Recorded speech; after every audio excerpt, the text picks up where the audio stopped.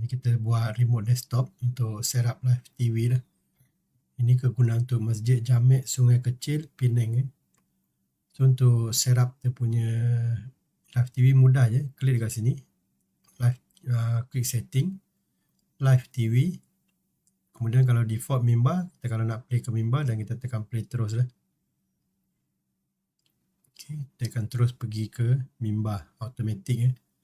Kalau tekan 2 solat, so dia akan pergi ke kedudukan kamera solat. Kemudian 3 kita ada mirror ke kuliah lah. Okay, 4 ni webcam. Saya tak try lagi tengok dia ada webcam tak. So kalau tak ada kesan tu maknanya dia tak ada webcam lah. Okay, so dia ada 3 kedudukan kamera. Pada kedudukan 1 di mimbar, 2 pada kedudukan solat, 3 pada kedudukan meja kuliah. Okay, mudah nak kontrol lah. So waktu solat pun kelihatan. Dan kita boleh set keduduk kamera ni enable azan timer. Kalau enable azan timer ni maksud dia bila masuk waktu solat, katakanlah solat isyak kan 8.43, live TV ni automatik dia akan dipotong. Dia akan keluar ikamah azan timer dekat skrin tu lah yang warna merah tu. Dan dia akan turun. So nanti dia bagi ni jugalah awareness dekat penceramah tu. Dia dah nak dekat masuk waktu. So ceramah tu dia slow sikit lah. So ni kita boleh enable azan timer. Kalau kita buang enable azan timer ni, live dia akan masih berjalan. Tapi sistem dia akan bunyi beep. Ini pun sebagai reminder jugalah.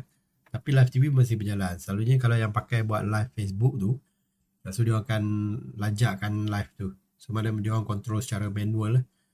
Kalau control secara manual, katakanlah sedang live macam ni. So bila masuk waktu solat, dia orang akan tekan sini.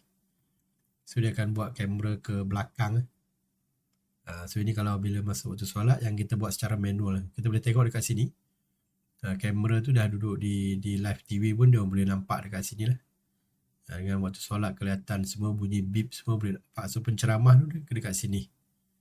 So nanti bila kuliah balik, bila dia orang sambung selepas azan, dia orang sambung balik kuliah, just tekan button 3, dia sambung balik kuliah lah. So macam ni kita boleh buat automate dia.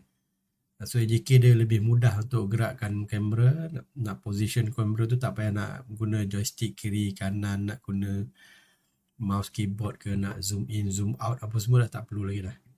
So semua guna secara automatik lah.